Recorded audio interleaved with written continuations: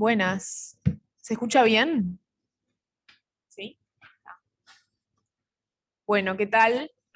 Gracias a todas y todes y todos los que están, los que vinieron y los que están ahí en el Zoom.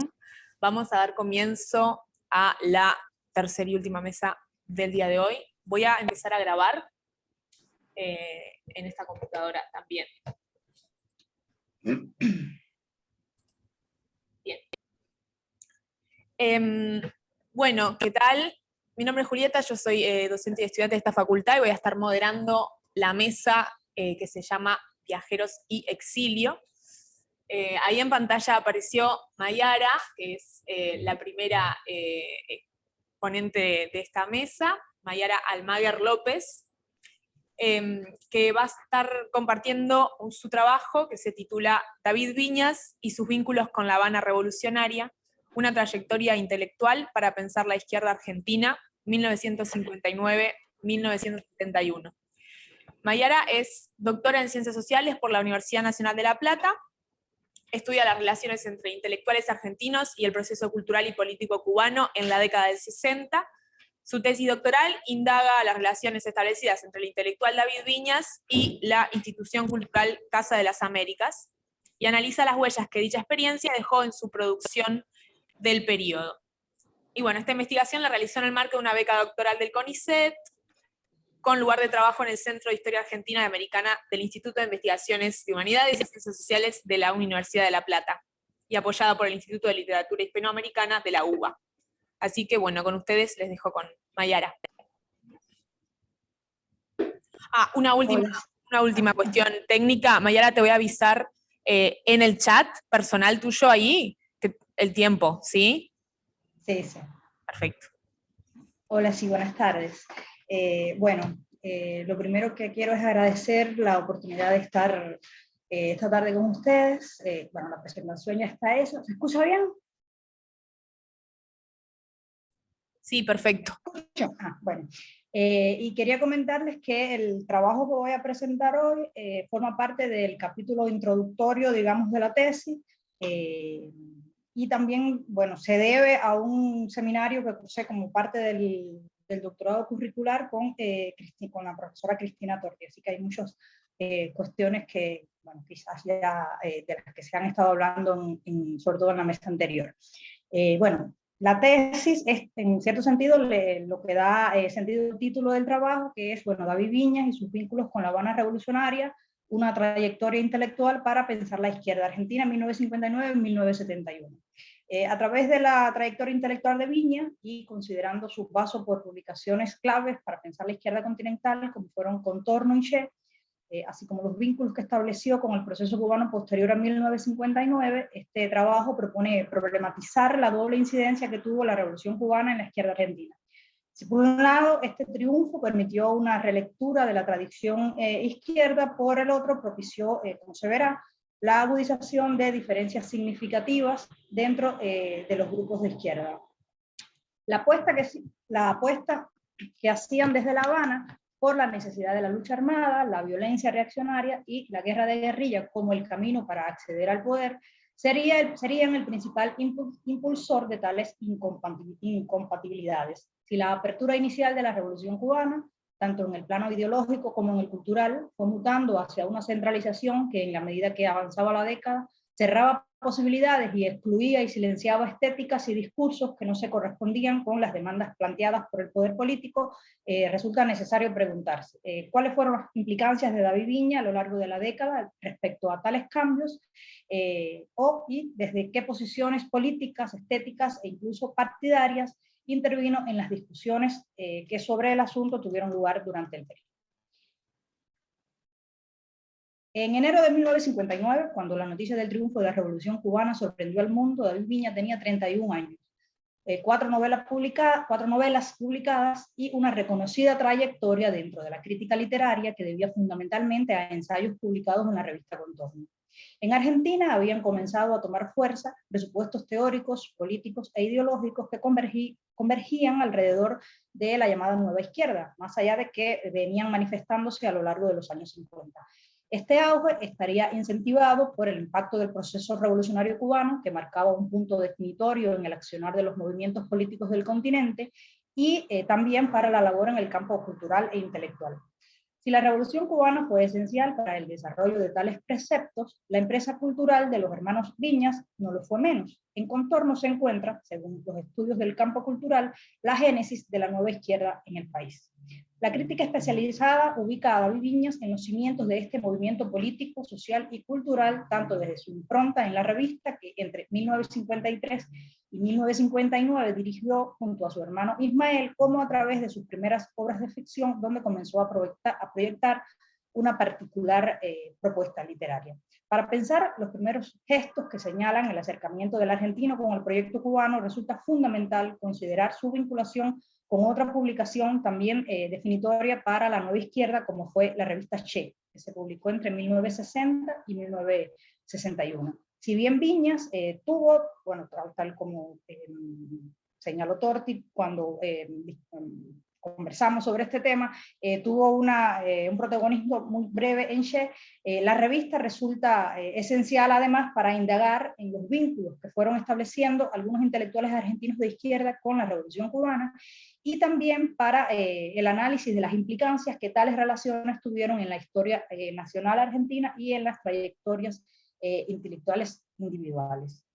La radicalización política, el proceso de modernización teórica, científica y cultural, la creciente conflictividad social, la revisión de la izquierda tradicional y del peronismo, y la intensa actividad intelectual posterior a 1959 son puntos coincidentes entre los diversos estudios dedicados al surgimiento y desarrollo de la nueva izquierda en Argentina. Dentro de este marco de conflictividad y renovación han sido señalados sucesos externos e internos de particular incidencia, como la Revolución Cubana y el Cordobazo, y proyectos de significativa importancia dentro del campo cultural e intelectual, entre los que cuentan la revista Contorno, Che, Pasado y Presente o Nuevos Aires. Los estudios coinciden además en señalar el golpe de Estado de 1976 como clausura y cierre dramático de esta etapa de radicalización que duró alrededor de 20 años. En correspondencia con la idea de que más allá del auge y la radicalización política alcanzado durante los años 60, la nueva izquierda en Argentina, cito, se venía manifestando sostenidamente a lo largo de la década anterior, numerosos investigadores del campo cultural coinciden en advertir que la presencia de la nueva izquierda durante los años 50 se debió, por ejemplo, a la introducción en Argentina de novedosas maneras de concebir la crítica literaria. Destacan en tal sentido algunas publicaciones y ubican particularmente su génesis en la revista Contorno. Será en el proyecto dirigido por Ismael y David Viñas donde comenzará a entenderse el ejercicio de la crítica como, cito, una relación tensionada entre literatura y política, y al crítico como intelectual en el sentido de alguien, una cita, que ejerce la crítica como un modo de intervención pública. A Contorno se asocia además la idea de intelectual comprometido. Comprometidos, pero no precisamente sartreanos, por lo menos no todos. Es lo que se desprende de la lectura de una entrevista en la que Ismael Viñas desmontó algunos de los tantos mitos relacionados con el proyecto contornista. Sobre el asunto aseguró, casi todos los que escriben, cito, sobre Contorno aseveran que éramos sartreanos. Debe ser por eso de que éramos escritores comprometidos, pero sartreanos solo eran algunos de los colaboradores. Yo, por cierto, no lo era, por simple ignorancia en aquel entonces, pues no había leído nada de Sartre. Su compromiso y sobre todo la formación marxista se debían a las lecturas de Marx, Lenin, Rosa Luxemburgo, entre otros. Tales referencias sirven para considerar algunos de los afluentes teóricos de textos claves publicados por Ismael Viñas en Contorno y funcionan para pensar la manera en que los contornistas se sumaron al proceso de modernización que caracterizó el periodo desde una revisión y relectura de la historia y del marxismo. Desde esta heterogeneidad teórica, ideológica y partidista, los jóvenes intelectuales reunidos en Contorno, que para la fecha oscilaban entre los 25 y los 35 años y se reconocían de izquierda, se lanzaron a revisar la historia nacional. Para Oscar Terán, el grupo reunido allí figuró, cito, uno de los ejes fundamentales en la constitución de esa franja crítica o denuncialista argentina, que fue además un rasgo propio de la nueva izquierda en el país. Un subtítulo, Che, la revolución cubana y una doble traición a la nueva izquierda argentina. La nueva izquierda argentina surgió y comenzó a desarrollarse, marcada fuertemente, entre otros aspectos, por dos significativas traiciones: la de Arturo Frondizi primero y la de Alfredo Palacios después. A la decepción e incertidumbre experimentadas ante el giro del programa inicial del presidente, siguió la desilusión y el posterior rompimiento con el senador elegido para la capital en 1961. Según Torti, luego de una campaña contra el gobierno de Frondizi y con una marcada simpatía por la Revolución Cubana, Palacios, cito, suavizó su discurso, cierro la cita, y tomó distancia de los jóvenes intelectuales de izquierda, particularmente en el ala izquierda del grupo reunido en Che. Y además también tomó distancia de los sucesos cubanos. Sobre la primera de esas traiciones, esa gran traición que marcó definitivamente el camino de radicalización política, el fervor revolucionario y el espíritu antiimperialista que caracterizó a la joven generación de intelectuales durante los años 60, se ha escrito ampliamente. Contorno, en pleno apogeo de tales sucesos, dedicó el número doble, 9 y 10, de abril de 1959, a su análisis. El tema fue central, además, en Che, publicación a la que, con mucho menos protagonismo, bueno, como ya había dicho, también estuvo vinculado David Viñas. El 7 de abril de 1959 fue el último número de Contorno, y en octubre del año siguiente salía el primero de Che. El gobierno de Frondizi, la Revolución Cubana, el peronismo, las masas obreras, el antiimperialismo, los movimientos de liberación nacional fueron asuntos que ocuparon las páginas de Che. Un proyecto que, tal como aseguró Latendorf, había surgido con la intención de, cito, crear un área de acuerdos para los debates de la izquierda. La Revolución Cubana, sin embargo, y el apoyo explícito de la publicación a su causa representó un giro significativo para esta proyección inicial. Al apostar por la lucha armada y por la violencia como camino para la liberación de los pueblos de América, lejos de representar un espacio de unidad y entendimiento para la izquierda, el proyecto cubano agudizó las diferencias existentes, diferencias que consecuentemente distanciaban a los sectores moderados de aquellos que apostaban por ideas más combativas y que a la larga tendrían un peso significativo para el propio cierre de la revista a finales de 1951. Y otro subtítulo, y ya es el último: Viñas y los comunistas llegan juntos a Che. Un reportaje de David Viñas, anunciado desde la portada del número 7 de Che, publicada el 2 de febrero de 1961, es la primera materialización del vínculo del escritor con la publicación. A partir de este número, la revista, que había sido gestada por el ala izquierda del Partido Socialista Argentino, comenzó a ser un proyecto compartido con los comunistas. La fusión entre socialistas y comunistas y la proyección que los unía se percibe tanto en la visualidad como en los textos centrales de la tirada. Una entrevista al comunista Rodolfo Gioldi, con el título Votar por una voz a favor de Cuba, y un comentario sobre la encrucijada de los peronistas ante las elecciones comparten la página dedicada a los proscriptos. El rostro de Alfredo Palacios a gran escala en la portada y otra foto acompañando el texto que, como candidato a senador, le dedicaban, un texto sobre África, titulado La Carta de Casablanca, punto de partida para la integración de África libre. Bueno, marcan pautas, definen líneas y posicionaban temas a priorizar por la publicación. El reportaje de Franco Mogni a David Viñas está a tono con el resto de los materiales. Mogni, que era además el secretario de redacción de Che, traza un recorrido biográfico que va de la producción literaria de Viñas y su apuesta por la literatura como denuncia y como venganza, hasta el reconocimiento que hace el entrevistado del proceso cubano. Y cito a Viñas, que dice: sí, la pauta está ahí y ha sido dada por un país latinoamericano muy parecido al nuestro. Así aseguraba Viñas, a la vez que reafirmaba su apoyo a la apuesta que abogaba por la vía revolucionaria para llegar al poder. En el número 8 de Che, retomaban temáticas introducidas en la tirada anterior: Argelia, el asesinato de Lugumba, Frondizi, el antiimperialismo y el papel de los militares eran los temas fundamentales. Se leía además un fragmento de Huracán sobre el azúcar de Sartre y un reportaje a Ernesto Sábato titulado ¿Para qué sirve un intelectual? Los temas señalaban dónde estaban las prioridades del nuevo grupo que se había conformado alrededor de la publicación, ahora comunista socialista. La portada es determinante en tal sentido: una foto a gran escala de Fidel Castro, y dos de los titulares ubicados allí resultan reveladores: Cuba, plebiscitada en Buenos Aires, y Cuidado con los caballeros, doctor Palacio. El primero es un texto de Latendorf en el que celebra el triunfo de Palacios y advertía cómo nadie podía negar que, cito, también era la victoria de la solidaridad con Cuba. El segundo estaba firmado por David Viñas y presagiaba el futuro próximo del recién elegido senador. El texto, el propio Latendorf volverá sobre este trabajo de Viñas desde el número 15 de Che, cuando rompe con Palacios y le adjudicará carácter de carta abierta. El texto, a la vez que celebra el hecho de que, cito, la ciudad más grande del mundo hispanoparlante se ha definido por la izquierda, por el antiimperialismo, por la defensa de Cuba, por el laicismo, planteaba ciertas reservas y advertía sobre las incidencias que podía tener la manera en que la derecha había reaccionado ante el triunfo del senador, destacando no ya sus cualidades políticas partidarias, sino ciertos atributos que lo acercaban más a una clase privilegiada que a la que lo había llevado a la victoria. Aseguraba Viñas que la burguesía, en su intento por anexarse al representante de la izquierda, había comenzado a insistir en la personalidad, en los gestos, en la singularidad señorial de Palacios.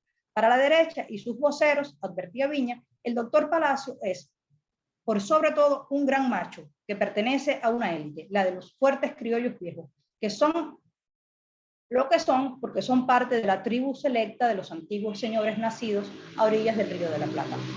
Por la carta, perdón, me queda mucho. El tiempo que me queda, ¿me puedes decir? Sí, un par de minutos. Un par de minutos, bueno, paso a las conclusiones porque no me va a dar tiempo. Bueno, consideraciones finales. David Viñas y los intelectuales argentinos reunidos en Contorno y en Che, así como en otros proyectos, se volcaron a la revisión de la ortodoxia marxista, del peronismo y del contexto político y cultural del periodo. Entre las preocupaciones fundamentales que compartían estaba el lugar que les correspondía ocupar entre la realidad nacional, atravesada por una América Latina que luego de 1959 reconfiguraba sus fuerzas sociales, políticas y culturales y también partidistas. El compromiso que desde la heterogeneidad teórica e ideológica postulaban los miembros de Contorno constituye una de las marcas fundamentales del grupo, lo que explica además que la crítica ubique allí el germen de la nueva izquierda argentina. Las incidencias de la Revolución Cubana en la izquierda argentina posterior a 1959 y también en los grupos de la nueva izquierda que comenzaban a organizarse debe analizarse en un doble sentido. Por un lado, permitió una relectura de la tradición de izquierda, también del peronismo al que nacionalizó, y estableció fuertes lazos, particularmente con los jóvenes más radicalizados. Pero, por otro lado, propició la agudización de diferencias significativas. La proyección inicial de la revista Che de pensarse como un espacio donde unificar la izquierda argentina se vio modificada, entre otros incidentes, por la manera en que sus miembros reaccionaron y se posicionaron frente al proceso cubano. Las diferencias fundamentales se debían a la apuesta que hacían desde La Habana de la necesidad de la lucha armada, una postura que en sus proyectos generales compartía y defendía David Viñas. Podría afirmarse que la Revolución Cubana, lejos de unir a la izquierda argentina, contribuyó a agudizar las diferencias existentes. El hecho está vinculado con las propias relaciones internas entre los castristas o guevaristas y los comunistas cubanos, así como con las tensas relaciones que a lo largo de la década del 60 tuvieron los cubanos con las líneas del Partido Comunista de la URSS y por ende con los partidos ortodoxos de América Latina, entre los que estaba el Partido Comunista Argentino. Muchas gracias.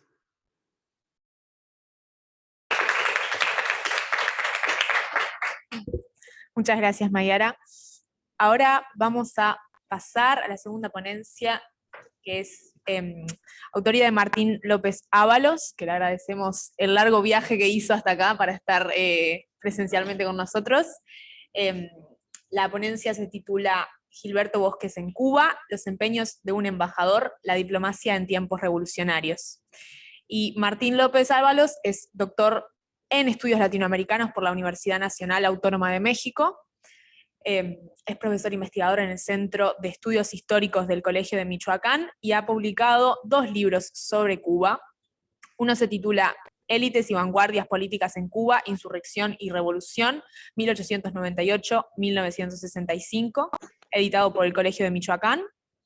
Y el segundo título del libro, La clase política cubana o la historia de una frustración, las élites nacionalistas y revolucionarias, editada por Siglo XXI.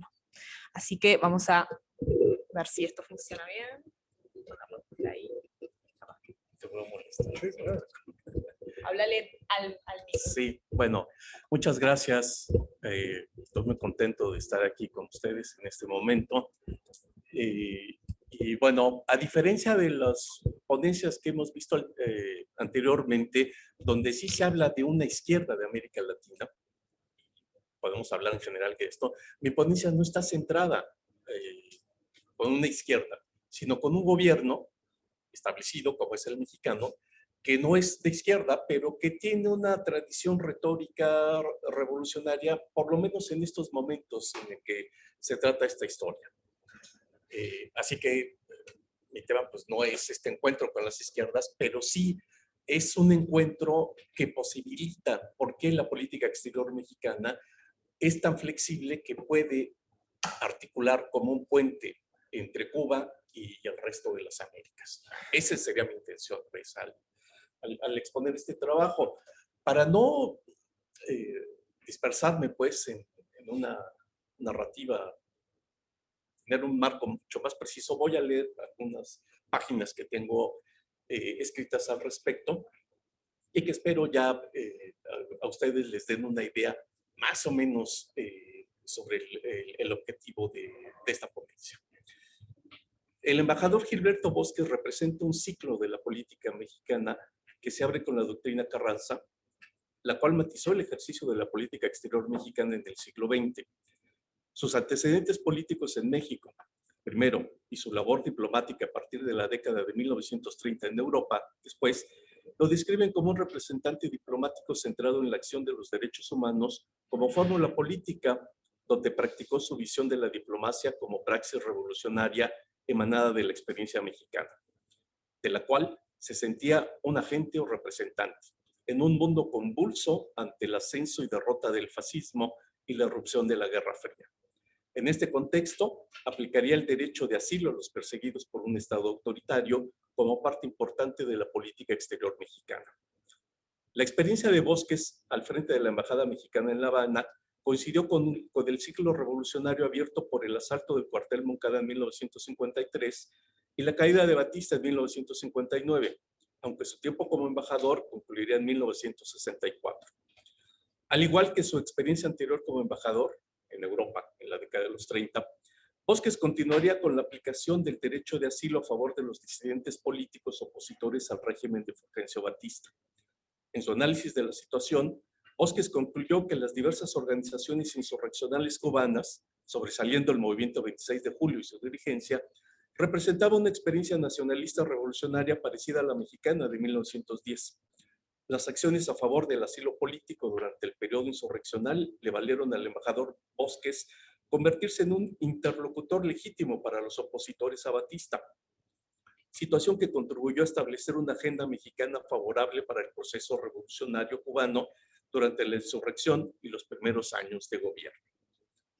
El 15 de mayo de 1955, el Congreso cubano decreta una amnistía para presos políticos, misma que beneficia a los encarcelados por el ataque al cuartel Moncada. El embajador mexicano en La Habana desde 1953, Gilberto Bosques, recuerda estas semanas posteriores a la amnistía y nos proporciona sus impresiones de cómo Fidel Castro se movía en ese ambiente y aprovechaba cualquier resquicio para denunciar al gobierno de Batista. Castro era un visitante regular en la embajada mexicana, donde el mismo embajador le da un trato preferencial. Para entonces, Fidel Castro ya era un reconocido líder opositor, condición que le daba notoriedad en la prensa local, así como en el mundo político cubano, razón por la cual era una atractiva fuente de información para el embajador mexicano. Independientemente del valor de su labor diplomática, la postura de Bosques es de indudable simpatía por la figura de Castro. Aunque bien a bien no queda claro cómo fue el primer acercamiento que le permitió una interlocución de primera mano, en una de esas visitas, el embajador le advirtió al conspirador: existe un complot para asesinar, es bueno cuidarse. Sabemos que se prepara un complot para matar a Raúl Castro, sacar usted de sus casillas y aprovechar la ocasión para matarlo a usted. Yo creo que es urgente su salida del país. No espere usted, le damos inmediatamente su visa para México. Cuando decidió de partir, se le dio la visa y salió para México, recuerda el embajador. Esta conversación debió de darse antes del 15 de junio, pues Fidel Castro presentaría una denuncia de hechos ante las autoridades cubanas competentes el día 16 para denunciar el complot para asesinarlo a él y a Raúl, al mismo tiempo que anunciaba la solicitud de asilo de su hermano a la embajada mexicana. Castro declina momentáneamente el ofrecimiento, pero no lo rechaza. Las razones son de cálculo político, pues en estos días, el 12 de junio de 1955, se formaliza la existencia del Movimiento Revolucionario 26 de Julio, cuyo objetivo primordial es el derrocamiento del gobierno de Fulgencio Batista por medios insurreccionales, al mismo tiempo que se prepara el terreno para justificar la salida de Cuba. En una ríspida polémica en la prensa entre el gobierno y una parte de la oposición, el gobierno acusa a Fidel, de terrorismo, y el jefe de policía pide iniciar un juicio a quienes considera responsables, entre quienes secuestra a Raúl Castro. El 17 de junio, Bosques notifica a la Cancillería mexicana haberle concedido asilo político. Aquí sucede una cosa muy importante de las contradicciones entre la política interna y la política exterior mexicana de siempre, no de ahora. El embajador Bosques, como vamos a ver, otorga visas, salvoconductos para salir a los perseguidos políticos. Pero ¿qué sucede cuando llegan a México? El órgano interno de control, en México se llama Secretaría de Gobernación, pero es el Ministerio del Interior, tiene a cargo la función migratoria y el control de los extranjeros residentes en México. Bueno, una cosa decían la Secretaría de Relaciones Exteriores y el embajador, y otra cosa decían la Secretaría de Gobernación y el Departamento de Migración. Para no ser largo el cuento, a Raúl Castro le niegan, estando en México, le niegan la visa de asilado político y lo escriben bajo otra categoría. Vamos a ver todo esto en los siguientes meses y años. La situación paralelamente a estos acontecimientos, Fidel Castro decide que es tiempo de seguir el camino de su hermano menor y abandonar Cuba. Antes de partir, deja pistas. En una despedida fechada el 7 de julio, explica los motivos y las intenciones de su viaje. Me marcho de Cuba porque me han cerrado todas las puertas de la lucha cívica. Como martiano, pienso que ha llegado la hora de tomar los derechos y no pedirlos, de arrancarlos en vez de bendigarlos. De viajes como este no se regresa o se regresa con la tiranía descabezada a los pies. La situación política de Cuba contribuye a tener un flujo constante de solicitantes de asilo. Primero, mismo que si bien resulta una tarea ardua y complicada, debido a que tanto el solicitante como posteriormente la embajada tienen que comprobar la situación de persecución para que se otorgue el salvoconducto. En una dinámica que nutre la lógica del juego clandestino, la embajada mexicana recibe a perseguidos políticos. El gobierno cubano otorga los salvoconductos después de un corto tiempo. Viajan a México, donde son más fáciles de vigilar por los agentes del Servicio de Inteligencia Militar cubano destacados ahí, quienes generan los informes de actividades de los exiliados para que su gobierno, a través de los canales diplomáticos, puedan pedir el control de sus actividades. El embajador Bosques reconoce que el gobierno de Batista, a través del ministro de Estado, Gonzalo Güell, trata de llegar a un acuerdo con su contraparte mexicana para intervenir las actividades de los exiliados políticos en general, no solo del 26 de julio. El 1 de marzo de 1956, la Cancillería de Batista lanza la primera ofensiva diplomática, sin ser oficial. Aparece el rumor desde la República Dominicana que el gobierno de Batista protestará en la OEA por la indiferencia mexicana hacia los exiliados cubanos que conspiran contra su gobierno. Ante la amenaza de ser acusados de interferir en los asuntos internos de otro Estado miembro de la OEA, el gobierno mexicano accede a un acuerdo y empieza a mirar las actividades de los exiliados cubanos en su territorio. No se puede explicar de otra manera el cambio de actitud del ministro Güell, de tal forma que sale a la prensa el mismo día de iniciado el rumor para aclarar que las relaciones entre México y Cuba continúan con normalidad. Según Bosques, fue entonces pues empezaron a solicitar la intervención del gobierno mexicano. Cito al embajador. Las demandas cubanas fueron tenaces, continuas y se dieron de muchas maneras, por medio de la embajada, por medio de otras personas, de agentes que viajaban entre La Habana y México para espiar tales actividades. En este contexto, la operación del 21 de junio, hecha por el organismo de seguridad del Estado mexicano, que se llamaba, ya no se llama así, Dirección Federal de Seguridad, vista con estos cabos, no puede ser coincidencia. El 21 de junio de 1956 se origina el único incidente entre el 26 de julio y el Estado mexicano que pone en entredicho la viabilidad de la operación de enviar una fuerza expedicionaria del 26 de julio a Cuba vía costas mexicanas. Bosques dice que los servicios de seguridad mexicanos operan sin presiones de Cuba, pero las declaraciones de Beneplácito de Huel cuentan todo lo contrario. Me salto la cita para no tomar más tiempo. Falta por documentar las tensiones provocadas al interior del gobierno del presidente Adolfo Ruiz Cortines. Todavía no, por medio de la documentación mexicana, no es posible establecer las tensiones y distensiones que había al interior por la postura asumida por el presidente Ruiz Cortines de favorecer la operación de un grupo de exilados políticos. Pero es evidente que la opinión del gobierno mexicano no era favorable completamente hacia los cubanos. Bueno, este incidente, después hay un incidente mucho peor que a partir de estas presiones, el grupo de Fidel Castro es tomado preso por actividades que nunca son esclarecidas completamente, pero la acusación más obvia, yo vi el informe de esta Policía de Seguridad Mexicana, donde la acusación es acopio de armas, que es un delito federal, en fin. Pero ¿qué sucede? Entre las tensiones y las negociaciones que hay informales, la mayoría de ellas, los acusan por violar las leyes migratorias. No hay una acusación penal. Y entonces, como presos, van a la cárcel migratoria, no a una cárcel por delitos de orden federal. Bueno, ese es el gran escollo, y ahí es donde el embajador Bosques tiene mucho que ver, porque gracias a sus gestiones se establece que la figura, el prestigio de la política exterior mexicana quedaría en entredicho si Fidel Castro y su grupo es deportado. Hay un proceso de negociaciones internas en el gobierno mexicano donde este embajador tiene una presencia muy importante, y el gobierno mexicano termina por deshacerse de las investigaciones que había hecho su organismo de seguridad y termina por liberarlos literalmente. Ese sería el primer acercamiento que hay entre Bosques, para ver la importancia de Bosques con el gobierno cubano. El segundo se da ya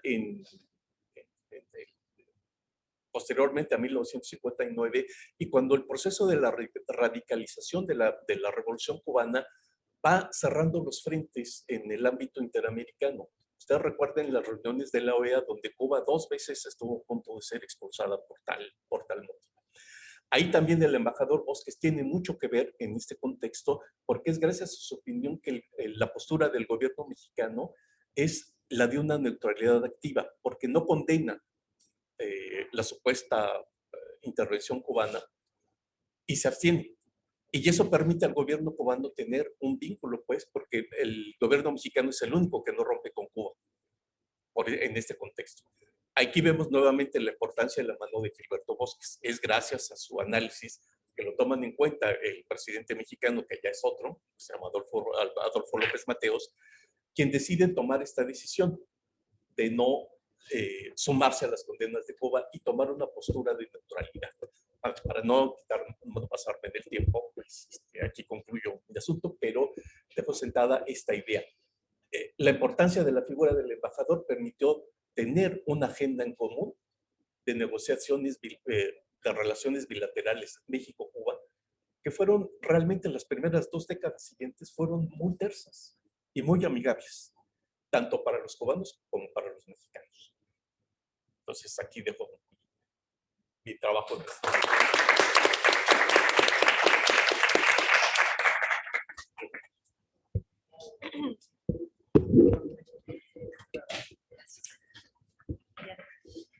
Bueno, muchísimas gracias, Martín. Vamos a pasar ahora a la tercera ponencia de la mesa, que es autoría de Paula Iglesias. Se titula Diario Situado, compartir desde un diario de viaje, reflexiones sobre junio del 2022, calendario gregoriano. Como verán, variopinto la temática de la mesa de hoy. Paula es licenciada en Sociología por la UDELAR, por la Universidad de la República. también es profesora de español para lengua extranjera en el Instituto Cervantes, y ella ha realizado especializaciones en el Claxo sobre afrofeminismos, sobre Afro-Latinoamérica y el Caribe, y metodologías de investigación. Actualmente está cursando un diploma superior sobre protestas y movimientos sociales.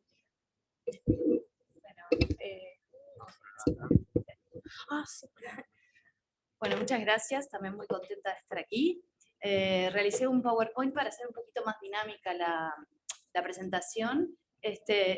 Contarles que, bueno, a partir de mi monografía de grado y de mi interés sobre estudios sobre Afro-Latinoamérica y el Caribe, participo en un coloquio, en un seminario, en el segundo coloquio internacional sobre estudios sobre Afro-Latinoamérica y el Caribe, en el cual voy a intercambiar con diversos académicos y académicas sobre la situación de Cuba actual, ¿no? ¿Tenemos a pasar?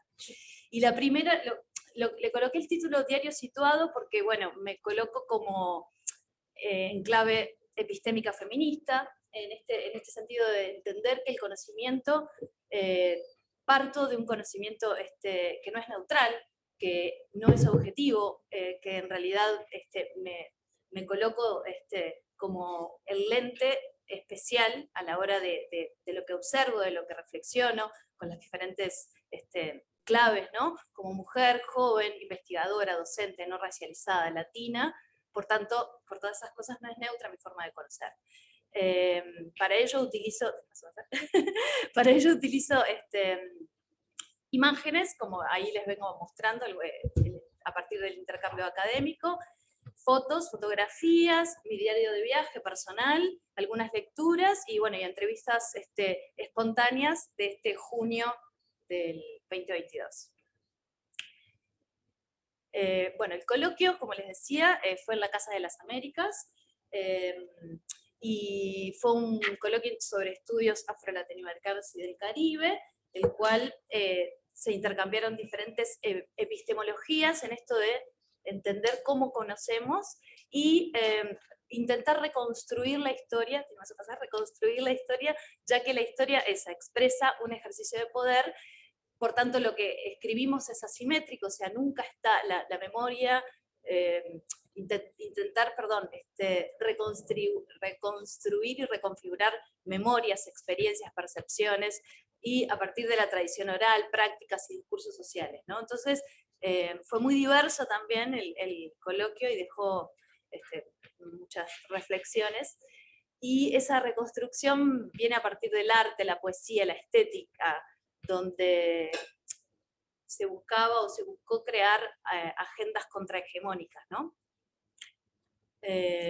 A partir de esto les quería compartir, antes de pasar como lo específico a Cuba, les quería compartir un video hecho por un licenciado en Comunicación y Artes Visuales sobre... Se llama Cantos de la tumba francesa, los independientes de color, y primero quiero que lo vean y ahora les cuento. 2 minutitos.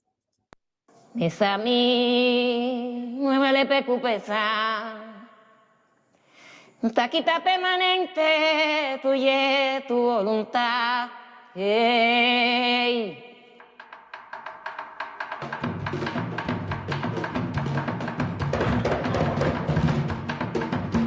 Vaquita tu mañe, ñe, ñe, ñe, ñe, saquitino, tú eres un temerario, donde José Miguel, hue de la ye, hue tuye, negro inocente, ay Dios, bon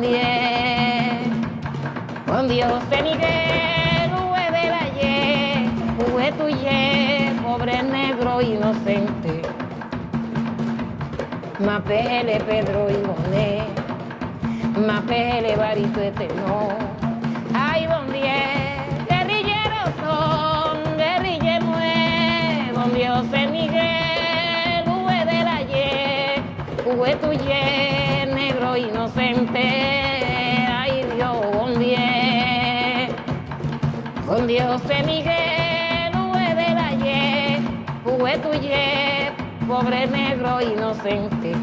Mapele Pedro y Boné, mapele Barito Eterno, ay bon Dios.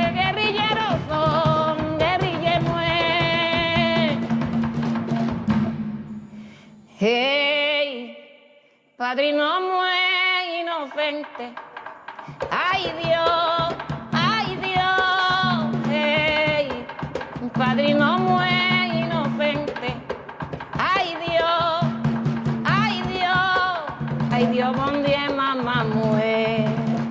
Negues la yagua, le tuye mue. Ugwe mue pe kushenan kaban mue. Yo fe complo, ve civil, kuin tuye mue. Ugwe mue pe kushenan kaban mue. Yo fe complo, guardia rural, kuin tu mare mue. Ay Dios, bon Dieu, mamá mue. Negues la yagua, le tuye mue. Padrino mue inocente. Ay Dios, hey, padrino mue inocente. Ay Dios, bon Dieu, mamá mue. Negues la yagua, le tuye mue. Ugwe mue pe kushenan kabat mue. Yo fe complo, a ver civil, puin tuye mue. Ugwe mue pe kushenan kabat mue. Yo fe complo, guardia rural, puin tu madre mue. Ay Dios, bon Dieu, mamá mue. Negues la yagua, le tuye mue.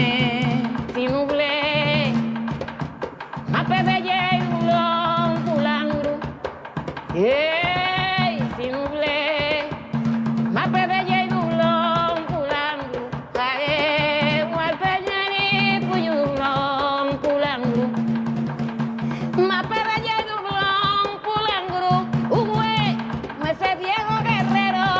Hey, le di más caso, pelea tuve.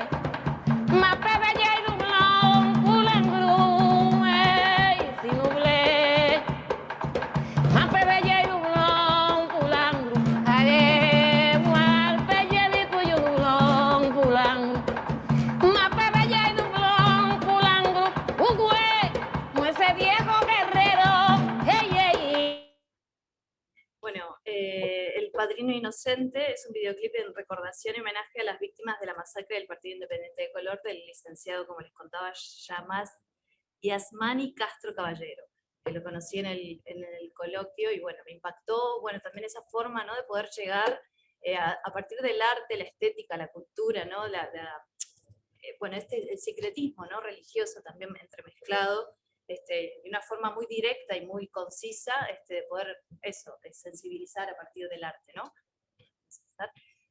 Bueno, y desde el sur traigo como esta falta de discusión de la matriz afro y sus valiosos aportes epistémicos, que podemos correr el riesgo de generar epistemicidios, ¿no? Como estos relatos culturales pueden caer en el olvido, ¿no?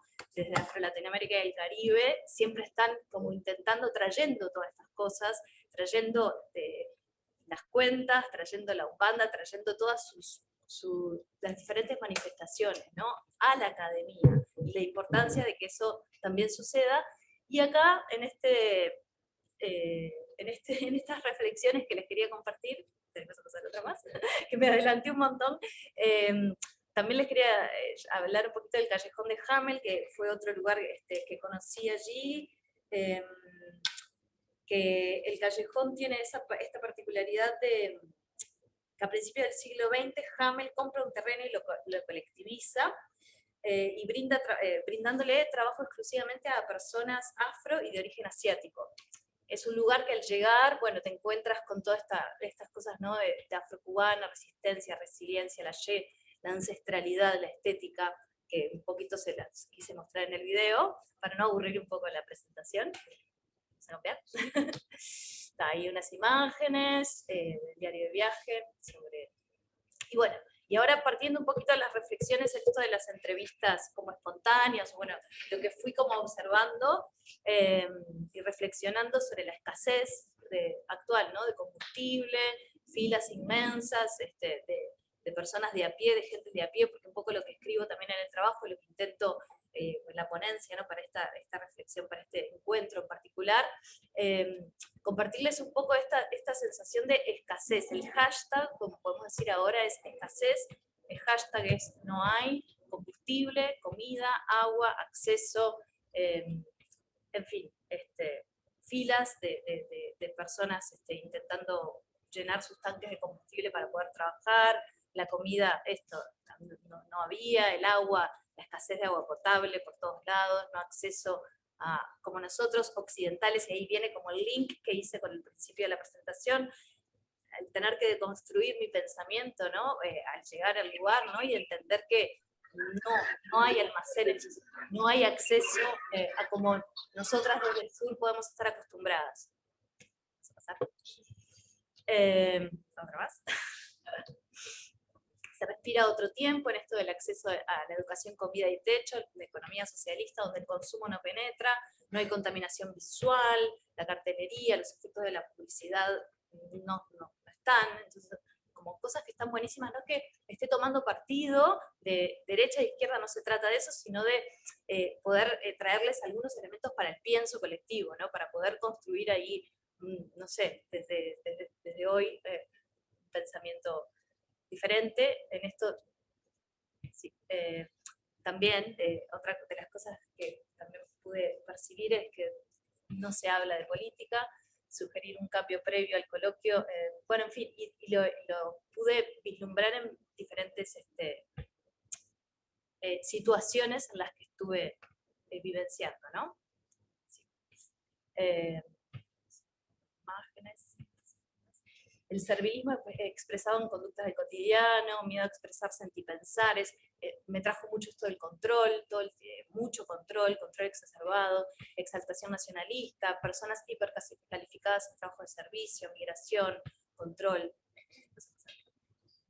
Y luego, al final de esta experiencia, me pasó de enterarme, y bueno, un poco ya había escuchado, pero bueno, no es lo mismo cuando estás en el lugar y podés compartir con personas que estuvieron en las protestas del 11 y 12 de julio del 2021, y transmiten este descontento generalizado hacia una política socialista de partido único, empeoramiento de la situación, tras pandemia, ¿no? Cómo se agudiza tras la pandemia todo este empeoramiento de la situación, en donde realizan una protesta pacífica que comienza a ellos y ellas comenzar a tener acceso a internet, ¿no? Acceso a poder viralizar desconformidades. Entonces en cada pueblo se generó como un efecto masivo de diversos pueblos, y luego se traslada a la isla de manifestaciones pacíficas, las cuales fueron duramente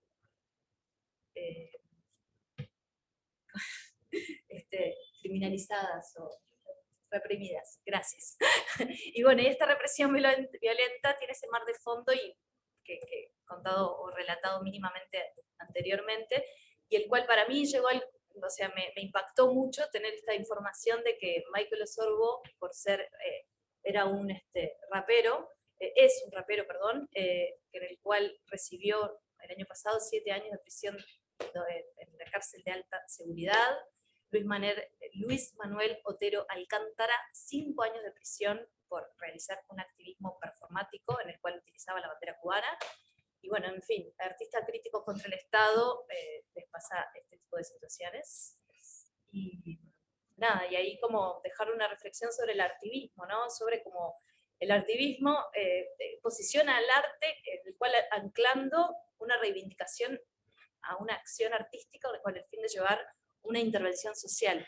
El arte es una herramienta para la acción política y la transformación, y bueno, estas condenas realmente me impactaron un montón, que en realidad son 2 ejemplos de un montón de personas que están presas por expresarse.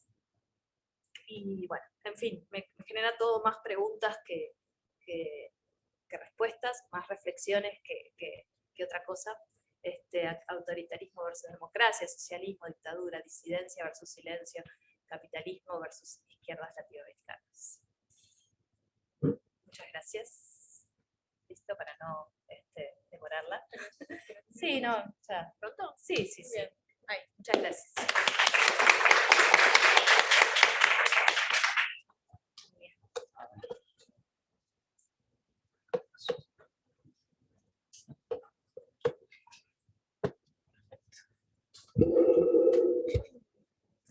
Bueno, muchas gracias, Paula. Vamos a ir con la última ponencia, que es autoría de Franco Morosoli, y se titula Intelectuales y viajeros, repercusiones uruguayas sobre el Congreso Cultural de La Habana de 1968. Bueno, Franco es estudiante avanzado de la licenciatura de Historia de esta casa de estudios y de esta universidad, y bueno, integra el grupo de estudios sobre trabajo, izquierdas y género de la Facultad de Humanidades, y también el grupo de estudios sobre las izquierdas, que es el grupo que está organizando este seminario. Su línea de investigación aborda la relación entre intelectuales y movimientos revolucionarios durante los años 60 y 70 en América Latina, y en ese marco indaga sobre la conflictiva convivencia de diferentes modelos de compromiso intelectual a la interna de los proyectos revolucionarios. Adelante. Gracias, Julieta. Bueno, en mi caso, la ponencia no tiene el objetivo de arrojar resultados concluyentes, sino que por el contrario es uno de los primeros acercamientos que estoy realizando a la participación uruguaya en el Congreso Cultural de La Habana, realizado en enero del 68, e intentaré a partir del análisis panorámico de fuentes producidas por algunos de los intelectuales que participaron desde diferentes roles en el Congreso, intentar buscar algunas potenciales líneas de investigación relativas al campo intelectual de las izquierdas durante fines de los años 60 y comienzos de los 70, en el Uruguay desde una perspectiva transnacional de la Guerra Fría en América Latina. Escogí diferentes tipos de fuentes, entrevistas, crónicas, crónicas periodísticas, ensayo y escritos teórico-políticos, que fueran producidas durante o una vez finalizado el Congreso. Y también escogí intelectuales representativos de diversas sensibilidades, diverso tipo de compromiso con las izquierdas uruguayas, por lo que escogí los casos de los periodistas enviados por Marcha a cubrir el Congreso, Hugo Alfaro y Carlos María Gutiérrez, mientras que por el otro lado los comunistas, el dirigente José Luis Macera, que era ingeniero y matemático, y también el periodista Alberto Mediza, quien viajó como encargado, como corresponsal del Popular, del órgano de prensa del partido. La intención es identificar diferentes tipos de compromisos, expectativas y valoraciones de la experiencia.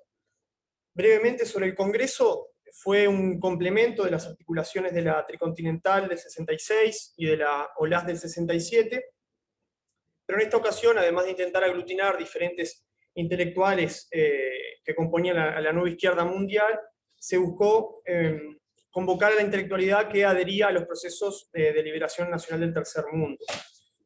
Los preparativos estuvieron relacionados con Casa de las Américas, en donde se advertía una ofensiva del imperialismo norteamericano en el plano cultural, a partir de los planes Camelot, Simpático, o las actividades del Congreso por la Libertad de la Cultura, pero además de intentar contrarrestar el imperialismo estadounidense en el campo cultural, el Congreso también pretendía constituir un bloque intelectual alternativo a los designios del socialismo real soviético. Simultáneamente también la participación y la adhesión, la demostración pública de apoyo a las metas del Congreso por parte de los intelectuales tenía como objetivo mostrar el apoyo de la causa internacionalista cubana en el mundo. El tema general del Congreso fue el colonialismo y el neocolonialismo en el desarrollo cultural del tercer mundo, de los pueblos del tercer mundo, eje que fue dividido en 5 lineamientos que se transformaron en comisiones: cultura e independencia nacional, la formación integral del hombre, responsabilidad del intelectual ante los problemas del mundo subdesarrollado, cultura y medios masivos de comunicación, y problemas de la creación artística y del trabajo científico. Tuvo una participación de alrededor de 500 intelectuales provenientes de 70 países, en los que, por solo mencionar algunos, intelectuales de renombre, que fueron en su mayoría hombres de variadas profesiones, Rodolfo Walsh, Fernández Retamar, Semprún, Gunder Frank, De Pestre, Cortázar, Rosichner, Hobsbawm, Perry Anderson, Miliband, Carpentier, Aide Santamaría, y también quienes mandaron mensajes de solidaridad pero no pudieron asistir: Sartre, Ernst Fischer, Bertrand Russell, Thiago de Mello, y algunos que tampoco asistieron por motivos de trabajo o salud: Vargas Llosa, Goytisolo, Carlos Fuentes, Glauber Rocha y Luis Althusser. La invitación a la participación del Congreso fue a título individual, con la intención de excluir la participación de delegados en representación de partidos u organizaciones políticas, pero en el caso uruguayo, desde diciembre del 67, se realizaron una serie de mesas redondas con el fin de discutir los temas que se habían elegido para discutir por parte de las autoridades culturales y políticas cubanas.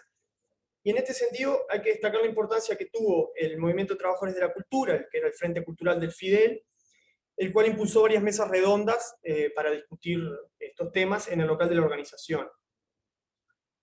La historiadora española Valeria González Laje, dentro de la clasificación de países subdesarrollados, Uruguay aparece como el cuarto país que tras Cuba, México y Argentina más delegados aportó, con 8, ella resalta, pero también hay que señalar de que no todos los delegados del Congreso tenían derecho a ponencia, por lo que muchos asistieron en calidad de observadores.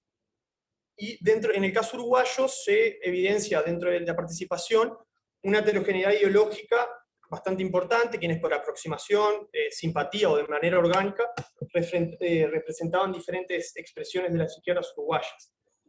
La participación de Benedetti ha sido bastante estudiada, presentó una ponencia sobre el hombre de acción y el hombre intelectual, que generó todo un revuelo en el Congreso, y que tuvo rápidamente una repercusión internacional en varias revistas de América Latina y también de España. Y por lo que además de Benedetti también participaron Iber Conteris, Mario Handler, los ingenieros Nelson Salles y José Luis Macera, el sacerdote Juan Carlos Zaffaroni, el arquitecto Vittorio Casartelli, la poetisa Edith Vilariño, el profesor Jorge Escudero, el escritor Manuel Claps, el psicólogo Jorge Galeano y el director teatral Federico Wolf. Sin entrar mucho en detalle, hay un abanico que va desde el Partido Comunista, Partido Socialista, también intelectuales que luego tendrán simpatía por el MLN, y también intelectuales vinculados al semanario Marcha. Además de estos mencionados, Carlos Quijano fue invitado, pero aludiendo compromisos laborales rechazó la invitación, por lo que viajaron los periodistas Hugo Alfaro y Carlos María Gutiérrez para cubrir el Congreso por el semanario, y en el caso del Popular, la cobertura fue realizada por Alberto Mediza. En el caso de Carlos María Gutiérrez, realizó 2 escritos sobre el Congreso. Su primera impresión fue publicada mientras él todavía se encontraba en La Habana, y luego fue ampliada a fines del 68, el mismo texto, para ser publicada en el primer número de la revista literaria Prólogo. Si bien no tienen grandes diferencias ambos escritos, lo que hay una diferencia, la diferencia más notable, es el tono eufórico o de supuesto heroísmo del evento que se ve en su primer trabajo, probablemente tributario también del momento en el que fue escrito y en donde se realizó de manera más descarnada una exaltación de la importancia del Congreso. Se enaltecía a la revolución por haber logrado con hechos, como la revolución siempre los estaba acostumbrando a hacer, de hacer algo utópico, de juntar en un Congreso intelectuales de los países opresores, que eran los europeos, con los intelectuales de los países oprimidos, que eran los del tercer mundo, para hacerle frente al imperialismo. También hay un agregado en el segundo texto que hace sobre una valoración que hace sobre el Pen Club, que era una reunión literaria que se había dado en Nueva York 2 años antes, en la que él decía, bueno, que él había estado financiada por los servicios de la política exterior de Estados Unidos, y que a diferencia del Congreso de La Habana, tenía un carácter imperialista con intenciones cautivadoras sobre la intelectualidad de izquierdas. Allí también deslizó una sutil pero fuerte crítica hacia los escritores Arthur Miller y Carlos Fuentes, quienes ambos estaban mayormente enfrentados con parte de los intelectuales ligados a Casa de las Américas. Lo que también resaltó de manera importante Gutiérrez fue el carácter amplio y heterogéneo del Congreso, primero en cuanto a la participación heterogénea, y segundo a una atmósfera de libertad en cuanto a la discusión, que permitió que se afloraran tesis y métodos que en Cuba estaban casi olvidadas en desuso, eso es textual. También analizó los mensajes que envió Sartre y Bertrand Russell y la ponencia de la novelista francesa Christiane Roquefort, argumentando de que, y era algo de lo que él decía que era probablemente lo más importante del Congreso, era la primera vez que Europa, como metrópoli civilizadora, solicitaba con humildad que se les permitiera participar con los pueblos con el tercer mundo. ¿No? Mencionaba que las vanguardias se han mudado desde Europa hacia el tercer mundo, y que, bueno, que el Congreso demuestra eso efectivamente. Analizó las justificaciones de Cortázar, de que seguía en Francia y no no venía a vivir a América Latina, por lo que era sujeto de críticas por parte de los intelectuales, comentando de que era una justificación honesta que intentaba hacer el intelectual que residía en Europa, de colocarse legítimamente junto a los proletarios o los campesinos como un sujeto revolucionario legítimo, lo cual era sumamente difícil, y que además, porque ellos mismos se daban cuenta de que tenían un cordón umbilical que los conectaba inexorablemente con la cultura burguesa. También hizo una crítica a la ponencia de Benedetti en el Congreso, marcando diferencias y acercándose a los cubanos, a las posturas que manejaban los cubanos Fornet y Fernández Retamar, quien luego viajará nuevamente a Cuba a una mesa redonda en Casa de las Américas para discutir sobre el rol y el compromiso intelectual en la revolución. Y su síntesis valorativa, bueno, es tremendamente positiva, ¿no? Bueno, mencionando esto que les comentaba de el valor que tenía el tercer mundo en cuanto a la construcción de una nueva sociedad, y que Europa con culpa se daba cuenta y pedía participar con humildad con los pueblos del tercer mundo. Mientras que Carlos María Gutiérrez cubría las sesiones del Congreso, Hugo Alfaro se dedicó a recorrer la isla. Como para Marcha también fueron publicadas cuatro notas en diferentes números, y luego fueron todas agrupadas en un libro que se llamó Ver para Querer, que se editó en agosto del 70 con prólogo de Benedetti. Los relatos de Alfaro son una fuente muy valiosa, sus crónicas mencionan la experiencia del avión, lo que significaba viajar con intelectuales que viajaban todos a Cuba, su pasaje primero a Europa para luego embarcar hacia La Habana. También le permitió confirmar, esto es sumamente importante, confirmar presencialmente las transformaciones de la Revolución Cubana. Inclusive él hace todo un análisis de lo que significaba confirmar, a partir de que él no había podido conocer profundamente todas las transformaciones, pero catalogaba como 10 días que conmovieron mi mundo. El libro se llama Ver para Querer. Hace una visita a los planes de transformación agrícola que el gobierno revolucionario estaba llevando adelante, visitas a la casa de Hemingway, una visita al Hospital Psiquiátrico de La Habana y a diferentes escuelas con el objetivo de ver las transformaciones en esos campos. Y además también reconstruye diálogos con taxistas cubanos que muestran una parte de la ciudad donde se alojaban las familias humildes en el este. Y bueno, Alfaro hace un paralelismo con Montevideo, marcado por los conventillos del centro, la especulación inmobiliaria, alquileres desorbitantes. También trata de mostrar la adhesión, o más específicamente la fusión de la revolución junto con el pueblo, contestándole a los uruguayos que desde acá ponían en tela de juicio el supuesto apoyo popular masivo a la misma. En el caso comunista, que es bastante interesante, ya que desde el popular se hace desde el año anterior, desde el 67, a través de retransmitiendo notas de prensa latina, se cubre extensamente el Congreso y quiénes van a participar. Prácticamente que diariamente hay una noticia sobre eso. En diciembre del 67 aparece, el Congreso tiene una participación fundamental en el diario, pero luego de que el Congreso tuvo lugar, no hay más noticias prácticamente sobre él, simplemente se publica el discurso de Fidel Castro y se menciona un informe público de los delegados uruguayos que habían participado, organizado por el Comité Nacional y Coordinador de Apoyo a la Revolución Cubana, del que solo circula la convocatoria.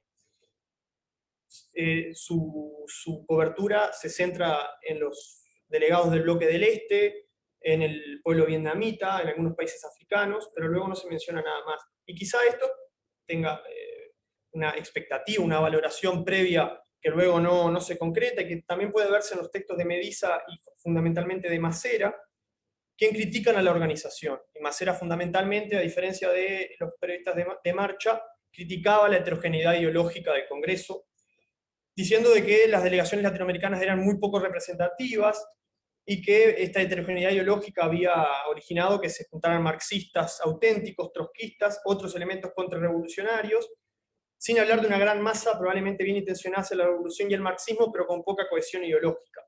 Esto para Macera lo que tuvo que soportar eran insultos trotskistas, expresiones de antisovietismo, posiciones ideológicas coincidentes con el imperialismo, como el malthusianismo y el desarrollismo. Él menciona algunas puntuales. También muestra el desacuerdo con lo planteado por Benedetti, mencionando que lo que hacía Benedetti era facilitar coartadas a los intelectuales para no participar activamente las luchas directas de la revolución, que se desmesuraba el rol de los intelectuales en la revolución, subvalorando el rol del partido, y Mediza en una línea muy similar, ya termino, en una línea muy similar, menciona un carácter esencialmente deliberativo. La participación a título individual impedía de que se pudieran llevar adelante políticas prácticas a partir del Congreso para enfrentar los planes de infiltración imperialista. Como algunas reflexiones finales, que son más que nada cuestiones no, para nada cerradas, esta relación, la luna de miel, como denominó Hillman a la relación entre intelectuales y revolución cubana sobre los 60, tuvo un conflictivo final 3 años después de realizado el Congreso, marcado ya por elementos que habían limado la relación, el acercamiento de Cuba a la URSS, el no rechazo a la invasión soviética, su percepción de amenaza de las revueltas de París, Praga y México en mayo del 68, el caso Padilla en el 71 y la ruptura final luego del Congreso Nacional de Educación y Cultura en 1971. Alejó a una gran cantidad de los intelectuales participantes del Congreso de las posturas del gobierno, lo que generó que efectivamente el Congreso quedara sin una resolución programática o organizativa posteriormente. Pero en este sentido, el repaso panorámico de estas fuentes uruguayas, producidas por los intelectuales uruguayos, más allá de la ponencia de Benedetti, creo que muestra algunas potencialidades de estudio referentes para contribuir, ¿no?, a las investigaciones ya existentes sobre la Guerra Fría en el Uruguay y en el continente. Por un lado, y ya termino, la importancia del viaje como momento fundamental para los intelectuales en la construcción política y cultural interna de los intelectuales, como es el caso notorio de las crónicas de Alfaro, en el cual el viaje supone una confirmación importante en su pensamiento. También evidencia diferentes tipos de expectativas y compromisos con la revolución y el Congreso, como se ve en el caso de Mediza y Macera frente a los periodistas de marcha. También la valoración comunista del Congreso, que a pesar de que fue a título individual, muestra una continuidad con las posturas de que el Partido Comunista había tenido la Tricontinental y la Oblast.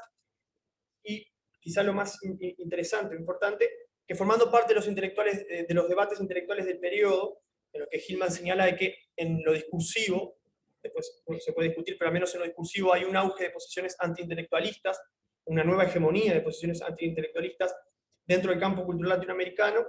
Es en esta línea interesante subrayar la repercusión al interno del campo uruguayo, en tanto que la ponencia de Benedetti, Carlos María Gutiérrez y Núñez son, según Hillman, uno de los máximos exponentes del intelectualismo en el campo, tienen críticas a la interna del campo, ¿no?, por parte inclusive de Gutiérrez, también de Macera, es decir, por parte de los comunistas. Y por último, bueno, las fuentes proporcionan identificación de itinerarios, trayectorias, redes y espacios de sociabilidad que fueron compartidos por la delegación uruguaya dentro de un marco transnacional que fue la experiencia.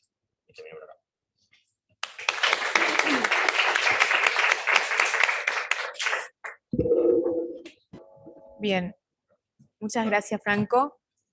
Hemos dado por terminadas las ponencias. Ahora vamos a pasar a el comentario de Roberto García, que le voy a dar un mate mientras lo presento. Gracias. Sí.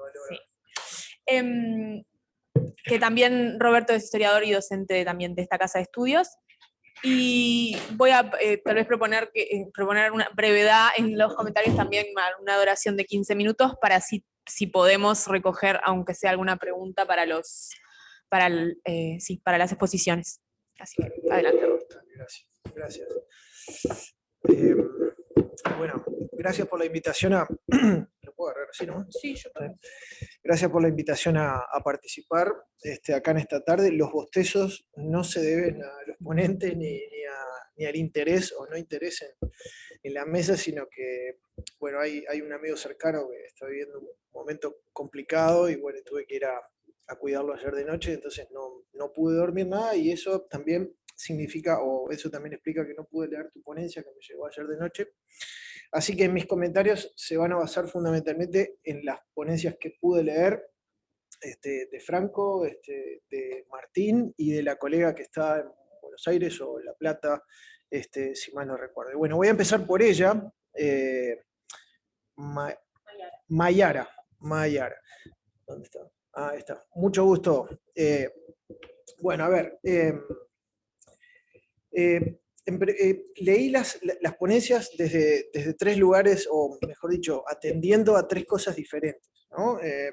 Me imagino que este es un trabajo, y también por lo que escuché, que es un trabajo en construcción, entonces mis comentarios van por el lado de contribuir a dialogar más enfáticamente en algunos aspectos del texto con el campo de estudios, a los efectos de mejorar, o a los efectos de darle más espesor a tu texto.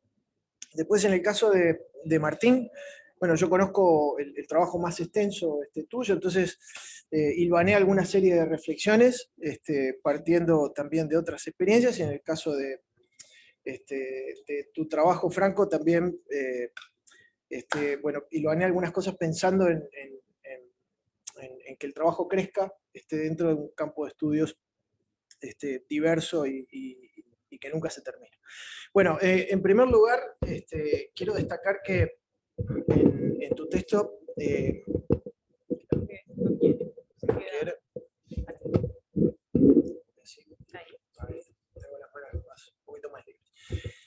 me parece que es muy... me gustó mucho tu ponencia y hay algunos aciertos que son bien significativos, ¿no? Esa manera en la que vos discutís la doble incidencia de la Revolución Cubana en Argentina, y esa revolución que inspira la necesidad de su defensa, pero que también inspira discutir los caminos, ¿no? Los caminos de cómo se hace una revolución, ¿no? Cómo se hace una revolución sin la Sierra Maestra, como escribe Aldo, ¿no?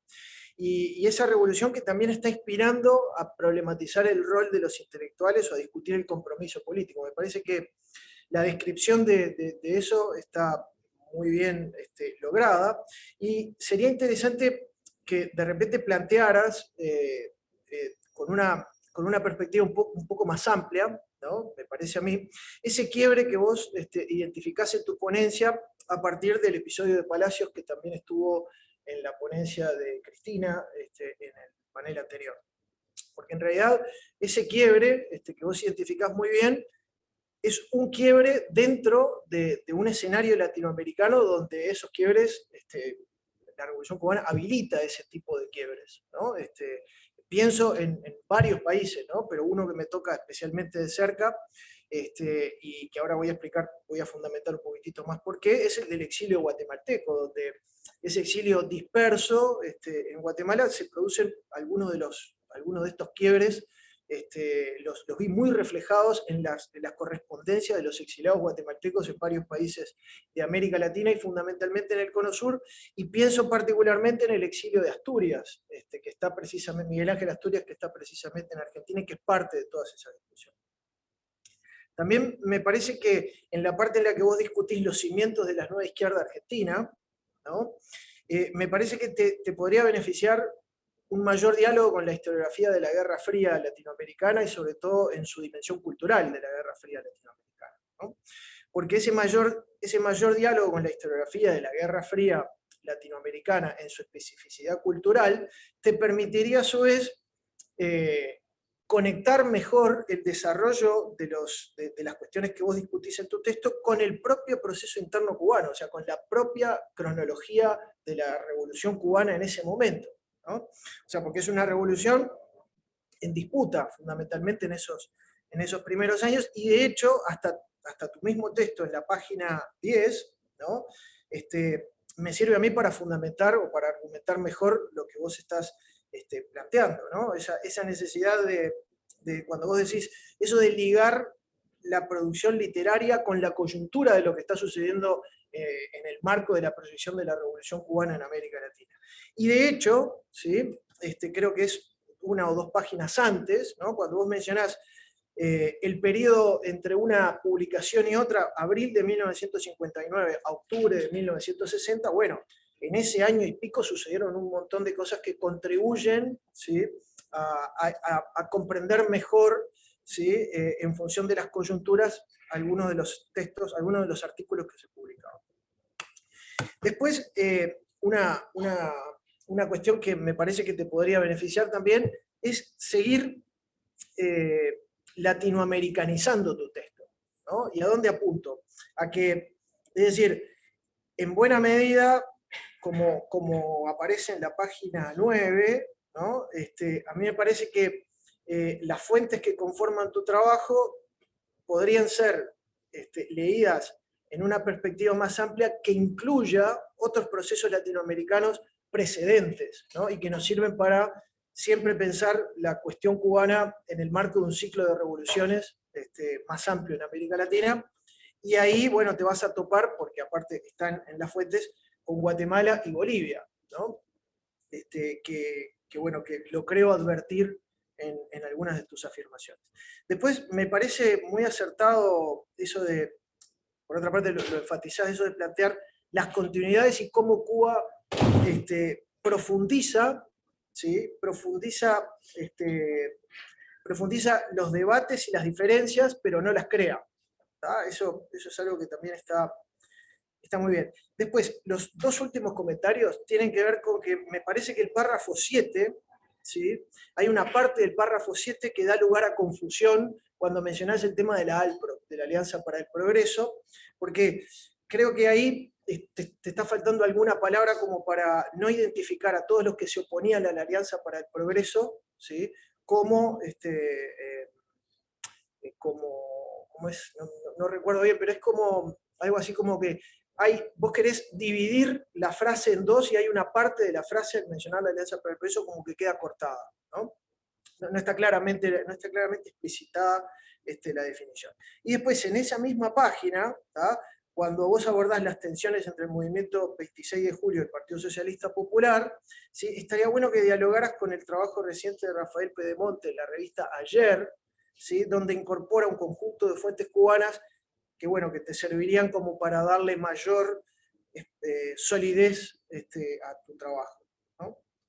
Bueno, una última cosa en la página 8, y es que cuando vos describís eso de la izquierda, el nacionalismo y el peronismo, y mencionás las apropiaciones a escala local del impacto de la Revolución Cubana y las tensiones regionales, yo te sugeriría, si estás en Buenos Aires o si vos en algún momento pases por Buenos Aires, que te des una vuelta por el archivo de Arturo Frondizi en la Biblioteca Nacional, porque durante el gobierno de Arturo Frondizi había, no me recuerdo ahora, pero la CIDE había destacado a una persona que le informaba permanentemente acerca de los movimientos de los argentinos que estaban en La Habana y la peligrosidad de esas articulaciones con el peronismo clandestino en Argentina. ¿Está? Bueno, espero no haberte aburrido con mi comentario, pero gracias por haberme facilitado la lectura del mismo. Bueno, ahora voy a ser más corto con el trabajo de Martín, porque mi lectura tiene que ver, bueno, con que ya conocía el texto más grande y sobre todo con algunas preguntas e inquietudes que me generaron al volver a leer tu trabajo, ¿no?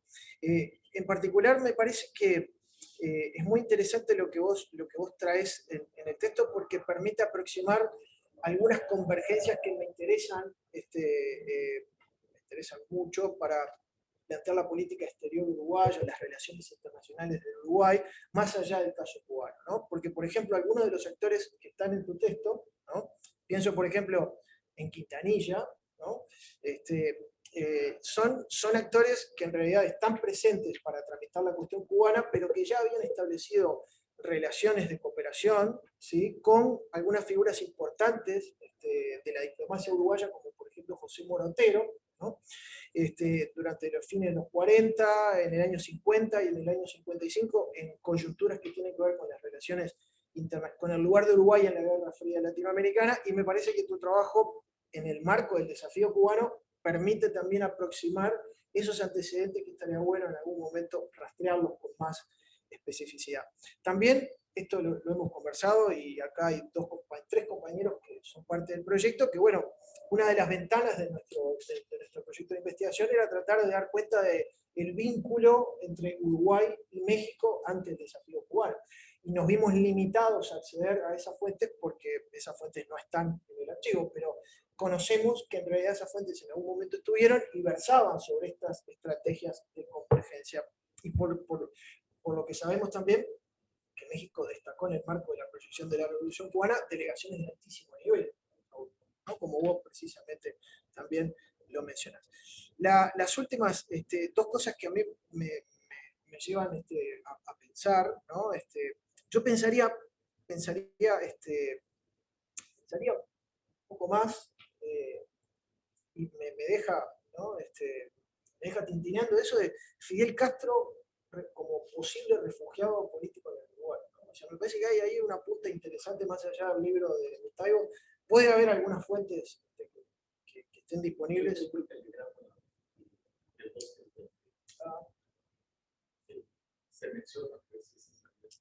Y ese rol de Uruguay como articulador de los asilos políticos, etc., ¿no? Y bueno, y después la otra cuestión que me gustó mucho en tu trabajo, bueno, cómo diferenciar esa simpatía declarativa con el anticomunismo discreto, tan conocido también de la Revolución Mexicana.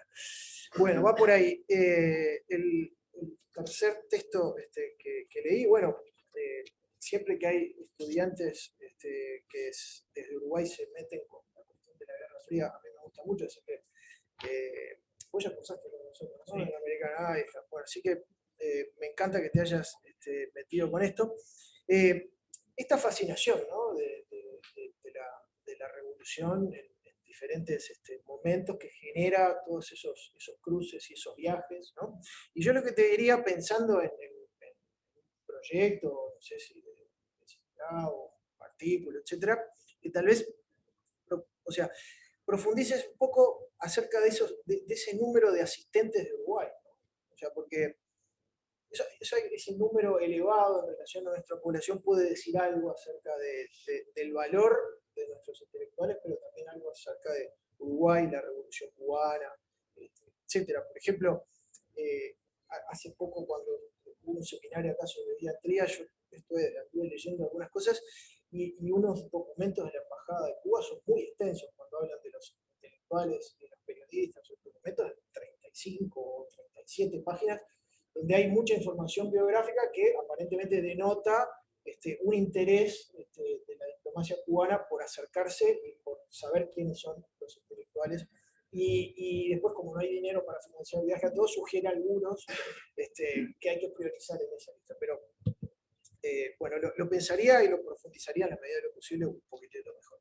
Después, lo otro, enfatizaría mucho al inicio, en la primera página de tu trabajo, cuando hablas del Congreso Cultural en La Habana y la delegación uruguaya, con lo que es la estrategia de la política exterior de la revolución, ¿no? Me parece que eso te permitiría enfatizar o profundizar en la continuidad, o sea, ese Congreso como la continuidad, creo que vos lo dijiste ahora, ¿tá?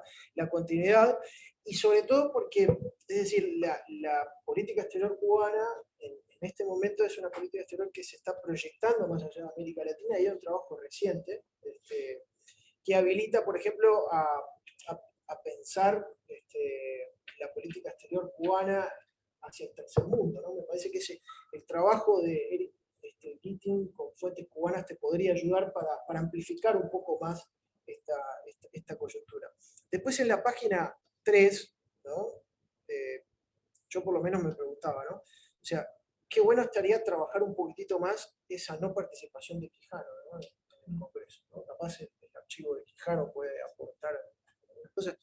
Su explicación es muy concreta, pero son 2 líneas. 2 líneas. Y nada más. Y sin embargo, ¿cómo, por ejemplo, cuando ves el prontuario policial de Quijano, hay como un o sea, puertas adentro del servicio de inteligencia, se advierte la peligrosidad de cualquier manifestación de solidaridad hacia Cuba, pero sin embargo hay tensiones, ¿no? Que lo obligan a manifestar cierta frialdad hacia el proceso cubano en ese momento.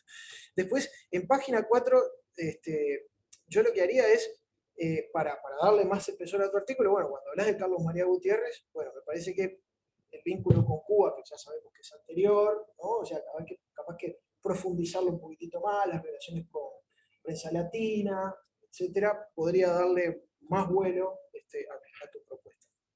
Y después, la última cosa que tengo para decir, y que por otra parte aparece habilitado también en tu texto, es estas cosas de, bueno, vos mencionás, ¿no?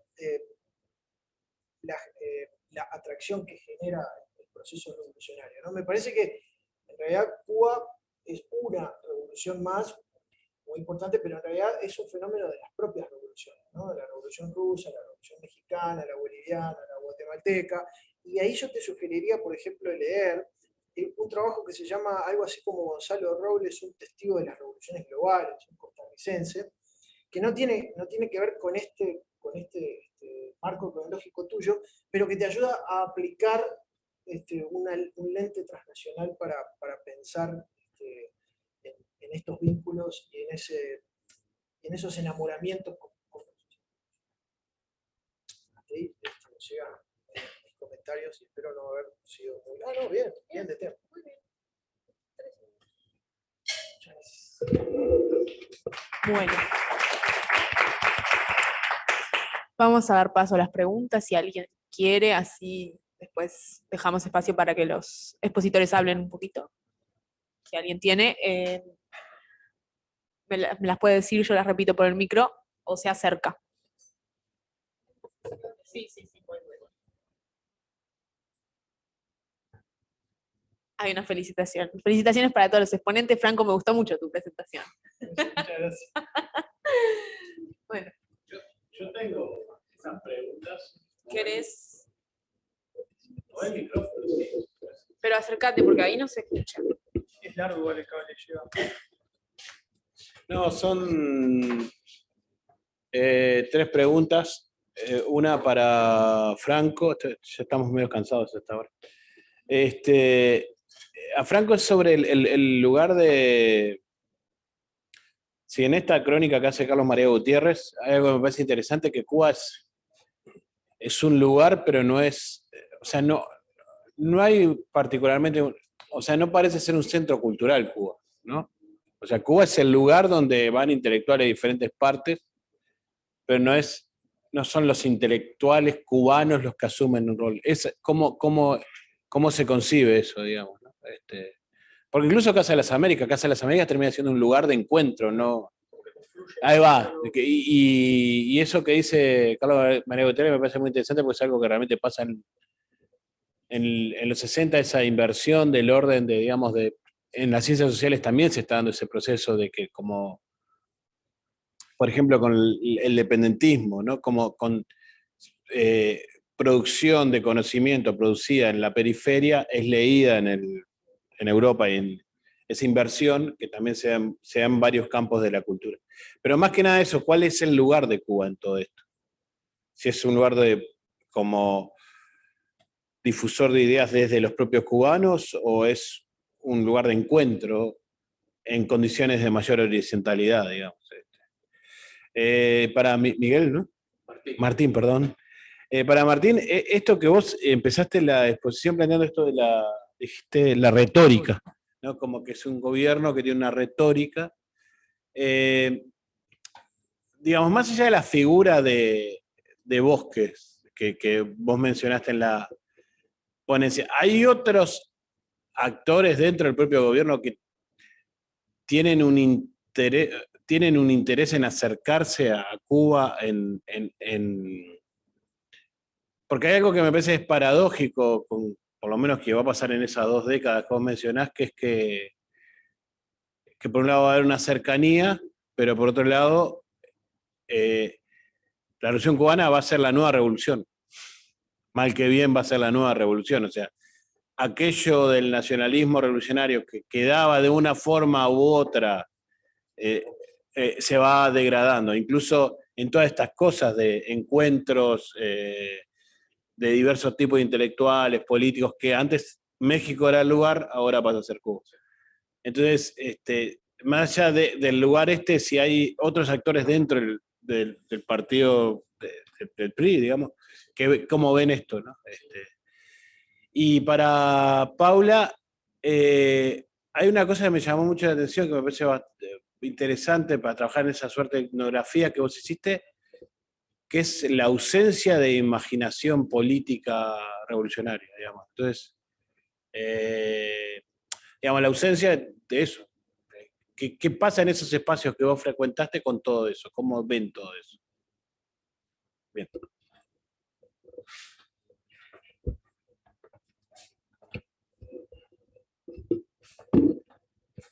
¿Alguien más?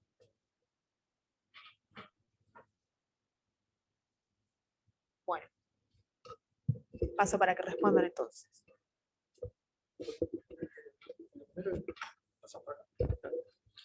Bueno, muy interesante tu pregunta, porque en realidad, bueno, el gobierno, el sistema político mexicano, como lo conocimos durante todo el siglo XX, como un sistema post-revolucionario después de que se consolida la revolución en la década de los 20, termina en el siglo XX.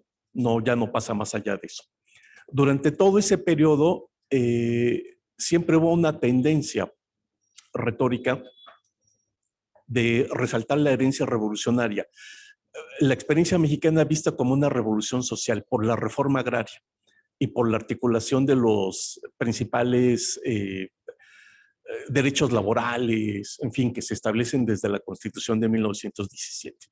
Quien representa esta tendencia de este nacionalismo que se confunde con la izquierda mexicana, ahí tenemos en México una gran ambigüedad de decir qué es la izquierda y qué no es la izquierda, porque muchos de estos que se asoman de izquierda, pues están retomando estos postulados de la Revolución Mexicana. Bueno, hay actores formales que apoyan a Cuba desde un principio. El principal de ellos es el general Cárdenas. Él incluso sí aboga para llegar a esta solución de no, primero de no meterlos a una cárcel por delitos federales, sino a la cárcel migratoria. Y después, lo curioso del asunto es que se quedan tres como en prenda de garantía, que es Fidel Castro, Che Guevara y Universo Sánchez. A todos los demás los sueltan. ¿Y cómo soluciona el sistema político mexicano el asunto? Pues estos tres quejosos se amparan ante esta decisión administrativa del Estado mexicano y ganan el amparo. Y los tienen que soltar. Ahí obviamente pues eso es parte de esta negociación política al interior del gobierno. Documentalmente es muy difícil probar esto porque este sistema del gobierno mexicano es presidencialista, el presidente toma las decisiones. Yo todavía no me encuentro con un acta o una minuta de una sesión del gabinete, pero de ningún gabinete, ¿eh? Es el presidente el que toma las decisiones y transmite las decisiones. Me resultaría interesante ver quién se oponía al acercamiento con Cuba y quién no. A través de las memorias de Gilberto Bosques, por ejemplo, él menciona que cuando Dorticós es invitado a México porque tiene una gira por Venezuela que le va muy mal y que tiene que acortarla, se invita a Dorticós para que no regrese a La Habana así. Y va a México en una visita ya como presidente. Menciona ahí que muchos ministros mexicanos, para no estar en los asuntos protocolarios, se inventan salidas fuera de la Ciudad de México, para no avalar pues con su presencia o saludar a Dorticós. Entonces sí, ahí todavía no tenemos muy claro quién está a favor y quién está en contra. Pero la tradición y el prestigio del general Cárdenas va por delante de esto. Incluso Gilberto Bosques, él se pone como parte del grupo del general Cárdenas, ¿no? Él se asume, pues, junto con esto. Y ahora pues, vemos cómo en la tradición mexicana de la izquierda, el hijo del general Cárdenas, Cuauhtémoc Cárdenas, aglutina muchas de estas fuerzas de la izquierda mexicana. Y todavía estamos viendo estos, cómo llegan hasta la actualidad, con el actual gobierno de López Obrador, pero ya muy desdibujado, pero todavía vienen de esa tradición. Por ahí estaría este asunto de, no todo fue simpatía hacia Cuba, pero sí un fuerte componente tanto del gobierno, pero también como en el PRI que mencionas, también había mucha gente convencida de que ese tendría que ser el camino de acercamiento con Cuba. Otros no. Pero sí es un vínculo muy mixto. No es uniforme ni es completo. Pero siempre buscando perdón, nada más por último comentario, pero buscando esta idea de que hay una herencia revolucionaria que México inició y que se va retomando con las siguientes revoluciones. Pero en efecto, ya cuando el proceso cubano se radicaliza y se vuelve socialista, el discurso del gobierno mexicano desaparece por completo esta idea de la hermandad de revoluciones. ya no se vuelve a mencionar. Y entonces ya la salida es la abstención activa por respeto a los asuntos de otros pueblos, etcétera, etcétera.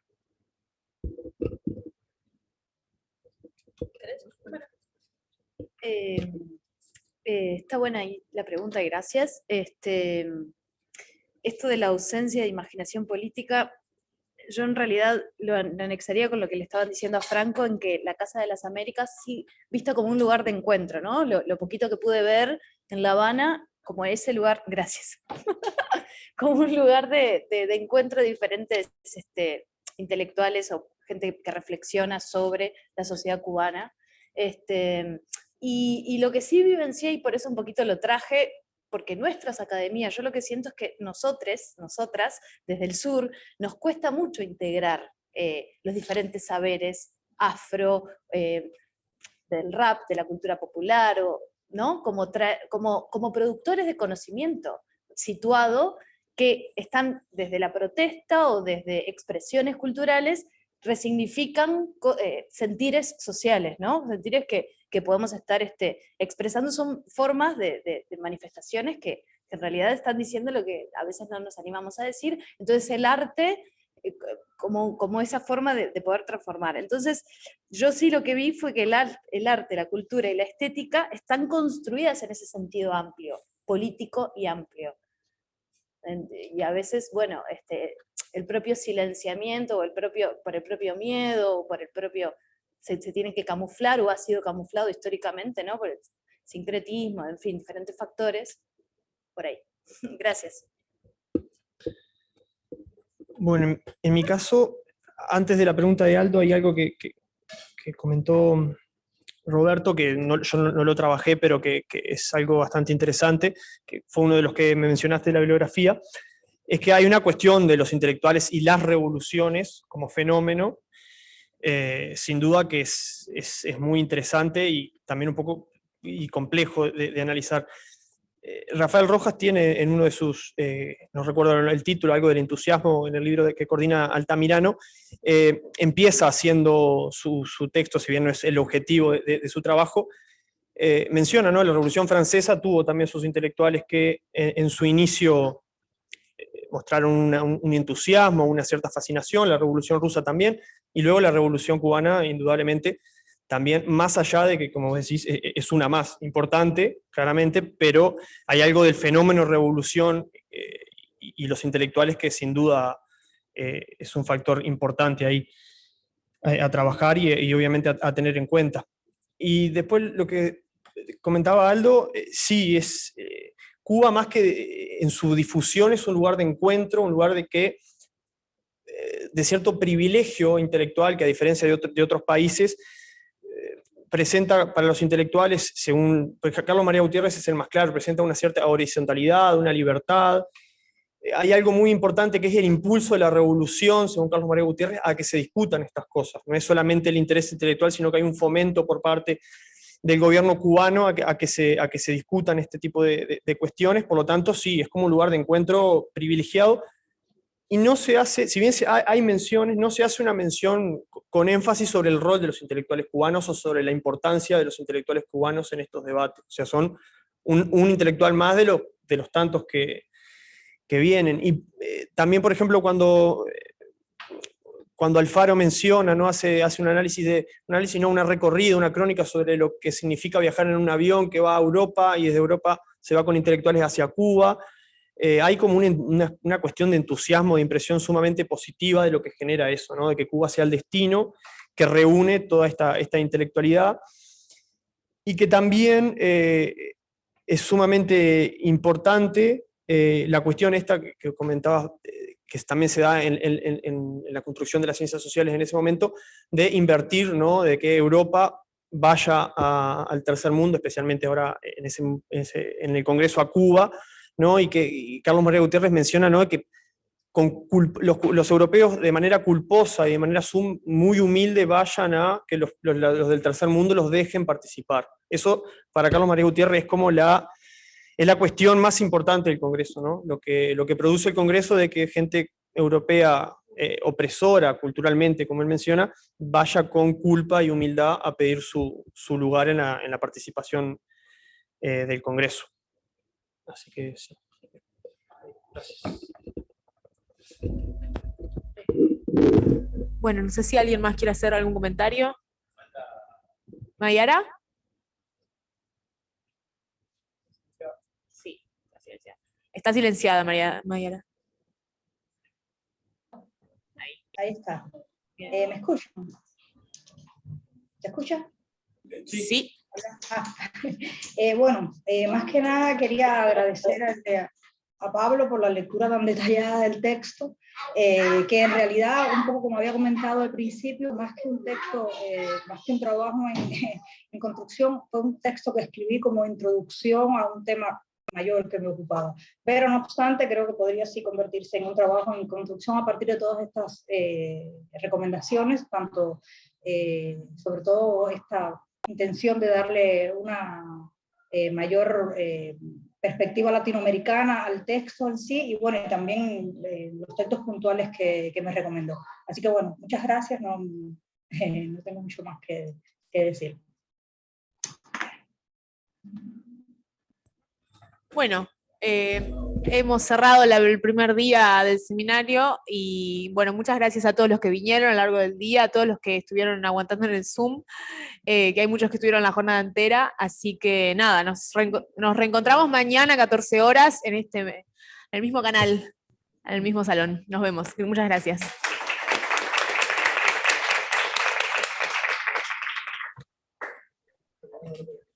Sí, bueno. Después capaz que escribo por la bibliografía que hace rápido. Y no... Se recontrató.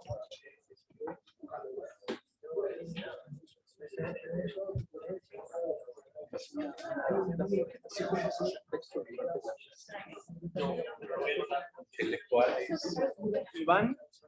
no es eso, pues aquí está Juan, pero que vive en el exterior. Se llama Fantasía Roja.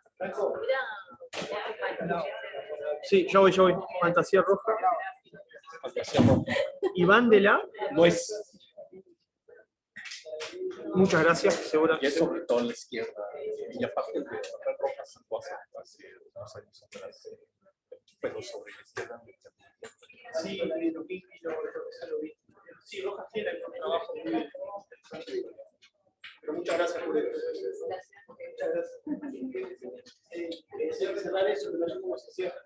¿Dejo de grabar? Sí, no, es. Cierro el Zoom.